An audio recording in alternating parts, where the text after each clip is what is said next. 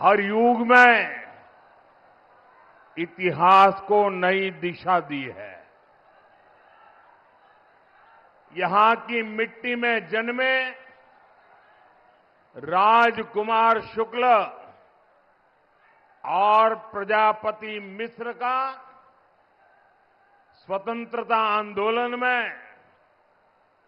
बहुत बड़ा योगदान है। यहीं पर गांधी जी को महात्मा की उपाधि मिली थी। साथियों, चंपारण सत्याग्रह की ये धरती, ये संकल्प की धरती है। आज जब हम विकसित बिहार का संकल्प लेकर चले हैं, तो तब फिर से चंपारण की भूमिका बहुत अहम है। और बेतिया का ये जनसैलाब चंपारण का मूड बता रहा है। मैं सबसे पहले आप सबकी क्षमा मांगना चाहता हूं, आपकी माफी मांगना चाहता हूं, क्योंकि हम एनडीए के लोगों ने ये जो पेंडल बनाया, सोचा था कि इतना तो भर ही जाएगा, लेकिन आज पेंडल छोटा पड़ गया और पेंडल में बैठे उसे ज्यादा 3-4 गुना लोग बाहर धूप में तप रहे हैं।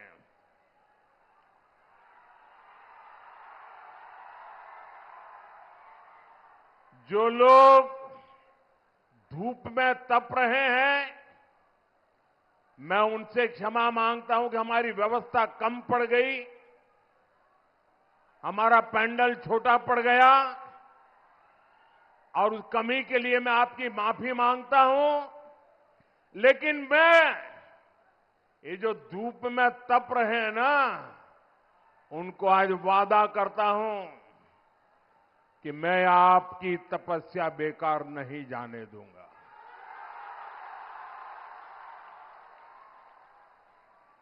और मैं सवाया विकास करके आपकी तपस्या को लौटाऊंगा, ये मोदी की गारंटी है। साथियों, इतनी बड़ी तादाद में जब आप हमारे सब साथियों को आशीर्वाद देने आए हैं, तो मेरे साथ एक बात बोलेंगे? आप सब बोलेंगे? ये आगे जो महाशय बैठे हैं, क्या वो भी हिम्मत करेंगे?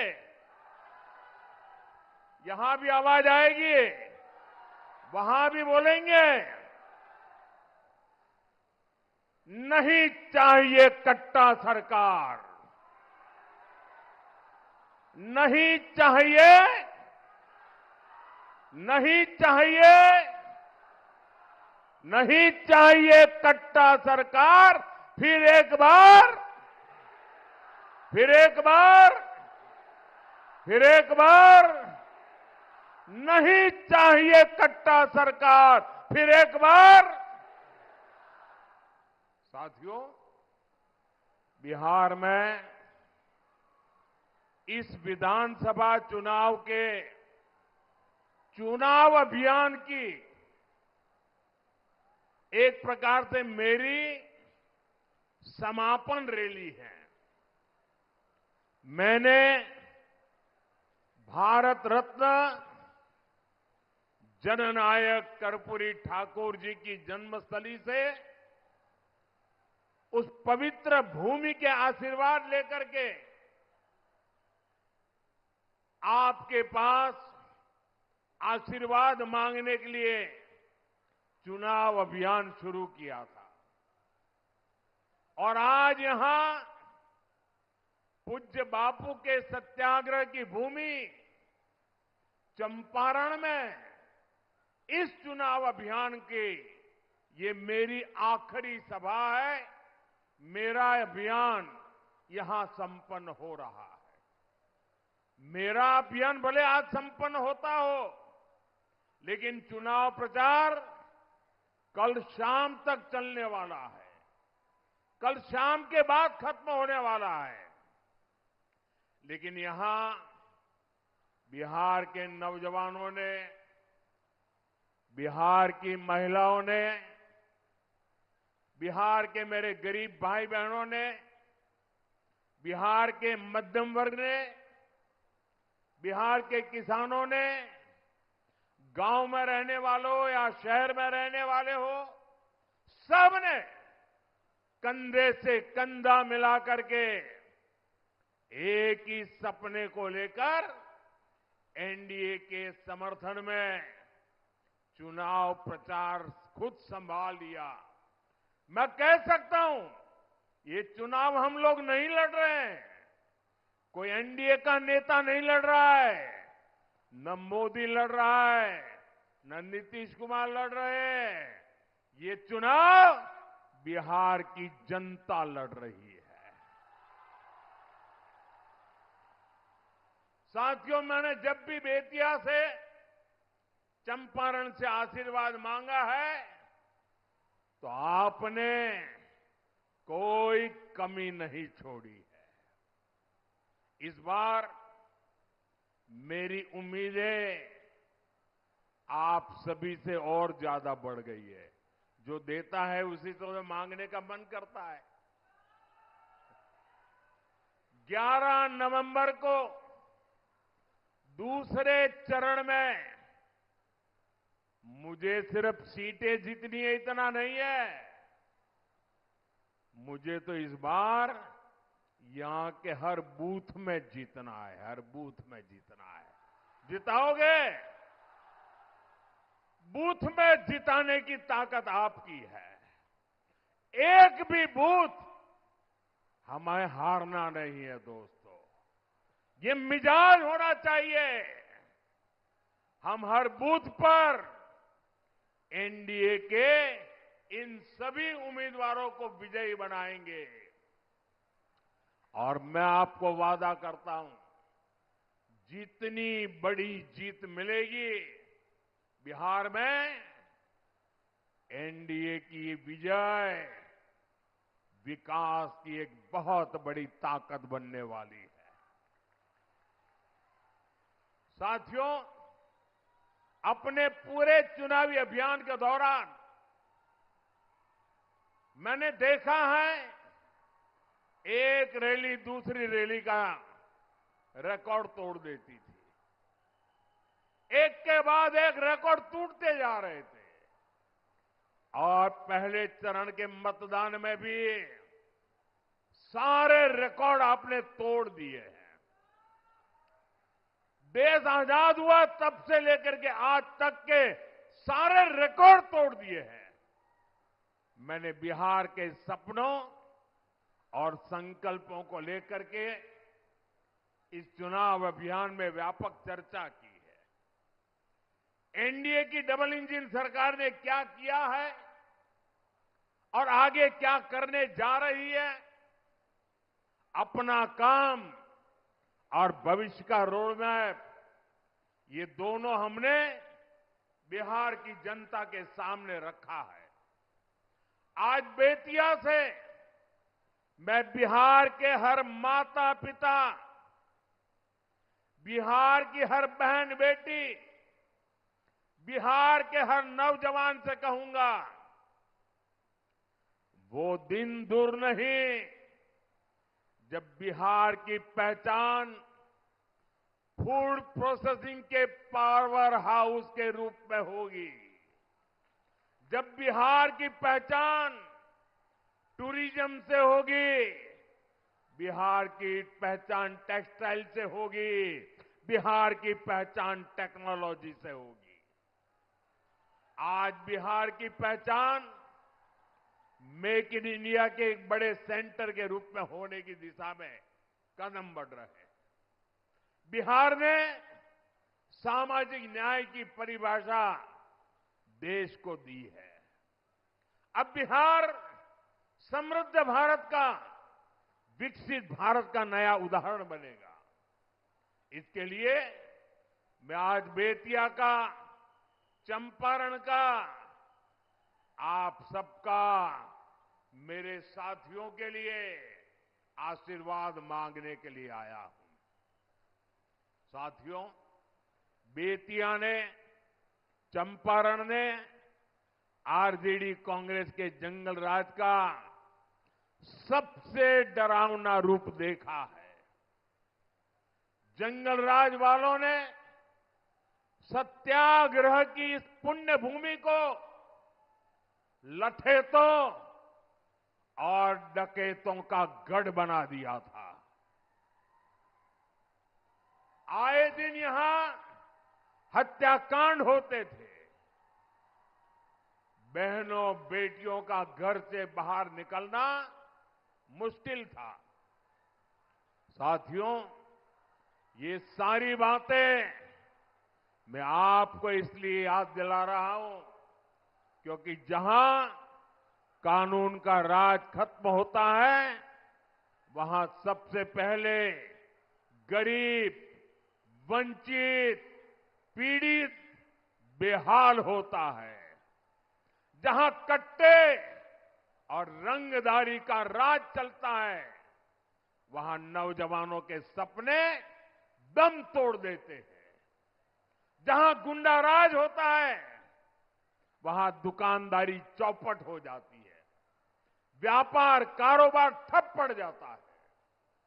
साथियों, आपने नीतीश जी के नेतृत्व में एनडीए का सुशासन देखा है, आपने शांति देखी है, बिहार के लोगों ने सुकून पाया है। लेकिन इसको जंगल राज से बचाए रखना, ये हम सबकी जिम्मेदारी है। बिहार को तो अभी विकास की नई नई ऊंचाइयों पर हमें पहुंचाना है। और इसलिए मेरे उत्साही नौजवानों, मेरे जोश से भरे नौजवानों, मेरे साथ बोलिए, एक साथ बोलिए, नहीं चाहिए कट्टा सरकार, नहीं चाहिए कट्टा सरकार, नहीं चाहिए कट्टा सरकार। फिर एक बार एनडीए सरकार, फिर एक बार एनडीए सरकार। साथियों, आप आरजेडी के नेताओं के इरादे देख रहे हैं। मैं आरजेडी की रैली का एक वीडियो देख रहा था।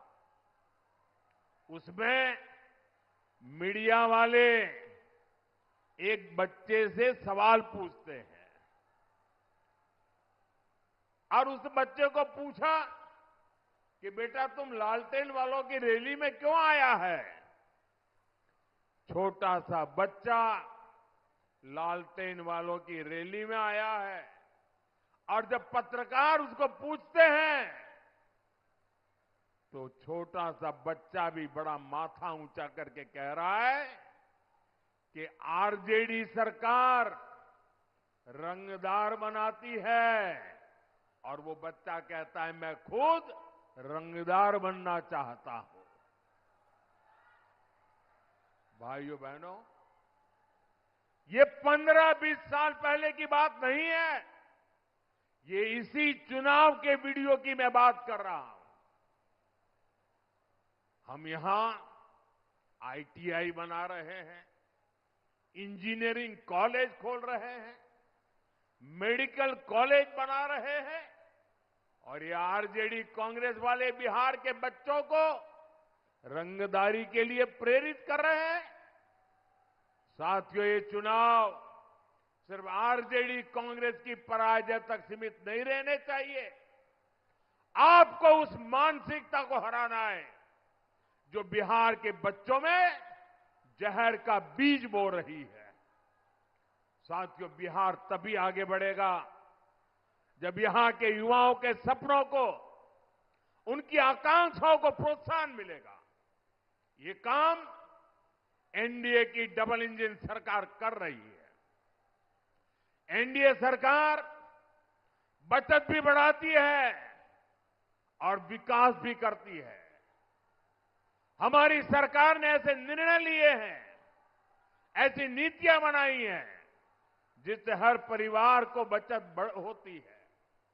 2014 से पहले जब दिल्ली में आरजेडी के समर्थन से कांग्रेस सरकार चलती थी, तब महंगाई चरम पर थी। वो समय याद कीजिए। जो 30, 35, 40 साल के लोग हैं, उनको तो जरूर याद आएगा। आपको याद है उस समय कौन से गाने चलते थे? महंगाई इतनी थी कि गाने चलते थे, महंगाई डायन खाए जात है, महंगाई डायन खाए जात है। ऐसे गाने तब कितने मशहूर हुए थे। आज आप देखिए, देश में जीएसटी बचत उत्सव चल रहा है। रोजमर्रा की जरूरत की जितनी भी चीजें हैं, उन पर जीएसटी या तो जीरो हो गया है या बहुत कम रह गया है। इसे खाने पीने का सामान, साबुन, तेल, दंतमंजन, जूते, कपड़े, ये सब पहले से कहीं ज्यादा सस्ते हो गए। बिहार में भी आप लोगों को स्कूटर, मोटरसाइकिल, पंखा, टीवी, फ्रिज, वॉशिंग मशीन, इन सारी चीजों की खरीद पर हजारों रुपयों की बचत हुई है। अगर मैं पिछले साल से तुलना करूं, इस साल अक्टूबर में, यानी पिछले साल का अक्टूबर महीना और इस साल का अक्टूबर महीना अगर मैं तुलना करूं, तो बिहार में पहले से 3 गुना ज्यादा मोटरसाइकिल की बिक्री हुई है। आप कल्पना कर सकते हैं? 3 गुना ज्यादा मोटरसाइकिल अकेले बिहार में बिकी है। साथियों, यही किस्सा मोबाइल फोन का भी है। पिछले वर्ष अक्टूबर में बिहार में करीब 6 लाख मोबाइल फोन बिके थे। इस वर्ष अक्टूबर में पिछले साल के मुकाबले करीब करीब 2 गुने, यानी लगभग 11 लाख मोबाइल फोन अकेले बिहार में एक महीने में बिके हैं। यानी बिहार के युवा, बहनें, बेटियां जीएसटी बचत उत्सव का पूरा फायदा उठा रहे हैं। साथियों, ये जंगलराज वाले आपकी बचत लूटने में जुटे रहते थे। ये लोग अपनी तिजोरी भरते थे, लेकिन ये हमारी सरकार है जो आपके पैसे बचाने वाले ऐसे कार्यक्रमों की रचना करती है, ऐसे फैसले लेती है। हमारी सरकार के दौरान मोबाइल फोन तो सस्ते हुए ही हैं, फोन पर बात करना भी बहुत सस्ता हो गया। अगर आरजेडी कांग्रेस की सरकार होती तो आप लोग वीडियो कॉल कर ही नहीं सकते थे, क्योंकि आपका बिल ही हजारों लाखों में आता। ये मोदी है जिसने मोबाइल के डेटा इतना सस्ता कर दिया है कि आपको अब ज्यादा पैसा नहीं खर्च करना पड़ता। साथियों, पहले गरीब की कमाई का एक बड़ा हिस्सा अनाज और इलाज के इंतजाम में ही चला जाता था। मैं तो आपकी तरह गरीबी से निकला हूं। मैंने गरीबी को जिया है। गरीबी क्या है वो मुझे किताबों में नहीं पढ़ना पड़ता है, टीवी में नहीं देखना होता है। गरीबी को मैं जी करके आया हूं और इसलिए मैं गरीब की चिंता भली भांति समझता हूं। इसलिए हमारी सरकार ने जरूरतमंद के लिए अनाज मुफ्त कर दिया और गरीबों के लिए, बुजुर्गों के लिए इलाज भी मुफ्त कर दिया। साथियों, आयुष्मान भारत योजना से देश के गरीब परिवारों को 1.25 लाख करोड़ रुपए की बचत हुई है। पीएम जन औषधि केंद्रों में 80% डिस्काउंट पर दवाएं मिलती है। इनसे लोगों को करीब 40,000 करोड़ रुपए की बचत हुई है। साथियों, हमारी सरकार कर्मचारियों को, व्यापार करने वालों को, यानी हर टैक्स पेयर को भी फायदा देती है। इसी साल 12 लाख रुपए की इनकम पर टैक्स जीरो कर दिया गया। अगर मैं इनकम टैक्स और जीएसटी को जोड़कर बताऊं तो देश के लोगों को एक साल में करीब 2.5 लाख करोड़ रुपए की बचत होनी तय हुई है। और इसमें बिहार का भी हर परिवार शामिल है। साथियों, एक तरफ हमारी सरकार हर परिवार की बचत करा रही है, दूसरी तरफ विकास पर भी ज्यादा खर्च करती है।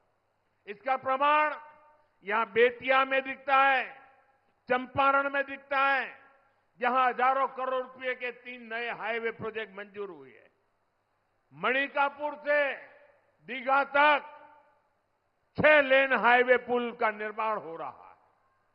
जब ये पूरा हो जाएगा तो पटना से बेतिया की दूरी सिर्फ 1.5 घंटे की रहेगी। गंडक पर नया पुल भी प्रस्तावित है। इससे उत्तर प्रदेश के साथ कनेक्टिविटी और बेहतर होगी। पटना से गोरखपुर तक वंदे भारत एक्सप्रेस वे अब बेतिया से होकर चलती है। यहां रेलवे स्टेशन आधुनिक हो रहा है, रक्सौल में एयरपोर्ट बन रहा है। साथियों, ऐसी शानदार कनेक्टिविटी से यहां किसानों और पशुपालकों को भी फायदा हो रहा है और यहां नया उद्योगों को भी बढ़ावा मिल रहा है। पश्चिम चंपारण का कुमारबाग भी एक बड़ा औद्योगिक केंद्र बन रहा है। इससे भी यहां विकास और तेज होगा। साथियों, विकास तभी होता है जब भ्रष्टाचार नहीं होता, जब घोटाले नहीं होते। लेकिन आरजेडी और कांग्रेस के नेताओं को तो यही एक काम आता है और कोई काम आता भी नहीं है।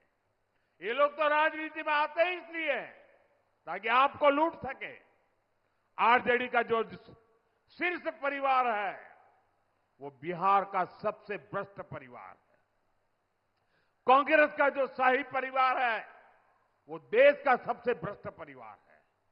और ये जो नामदार यहां घूम रहे हैं, ये दोनों नामदार हजारों करोड़ रुपए के घोटालों के आरोप में जमानत पर चल रहे हैं। जमानत पर ऐसे भ्रष्टाचारी बिहार को सिर्फ बर्बादी की राह पर ही ले जा सकते हैं। साथियों, जब सुशासन आता है तो सबसे अधिक फायदा बहनों बेटियों को होता है।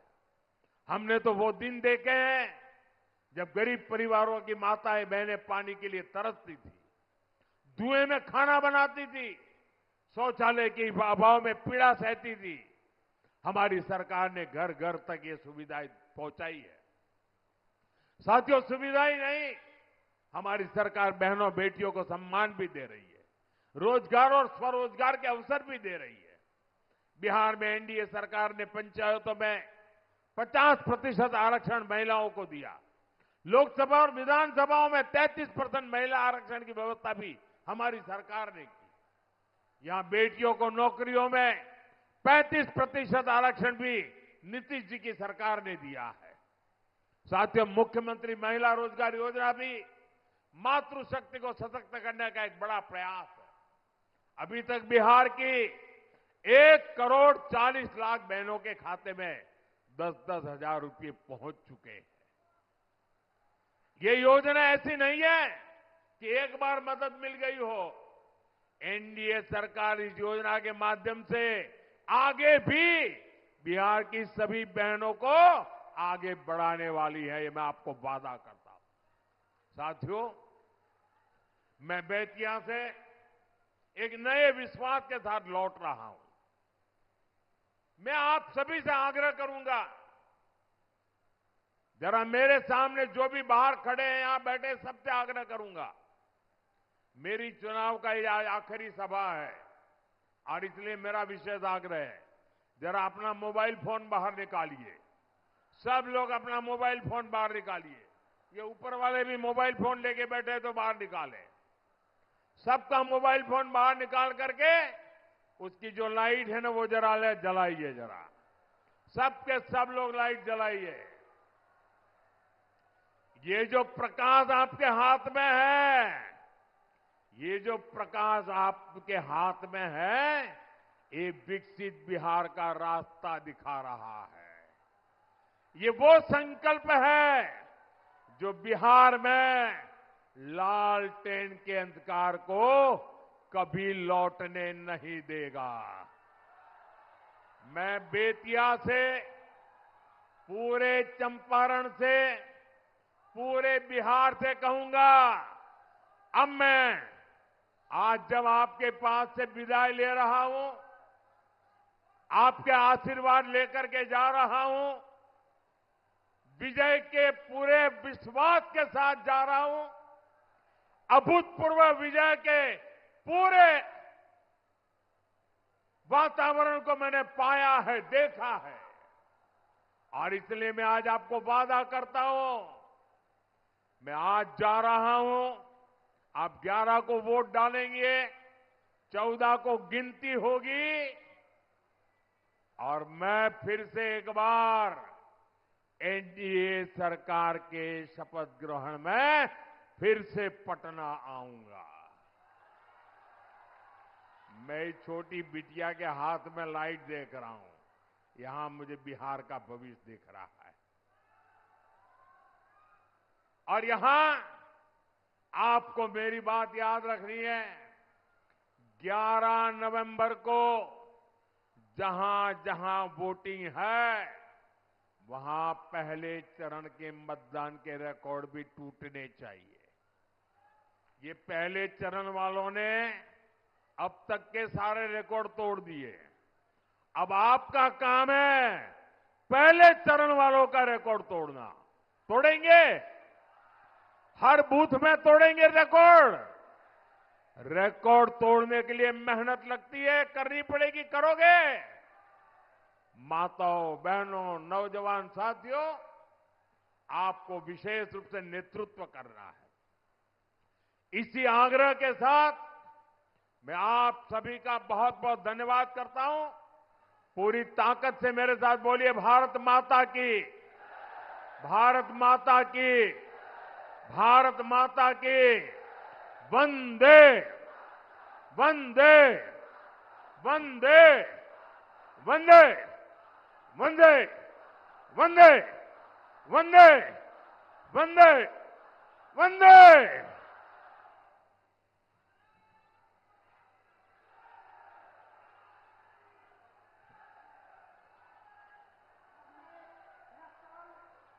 के जिला अध्यक्ष अशोक पांडे जी से आग्रह करती हूं कि धन्यवाद ज्ञापित करें।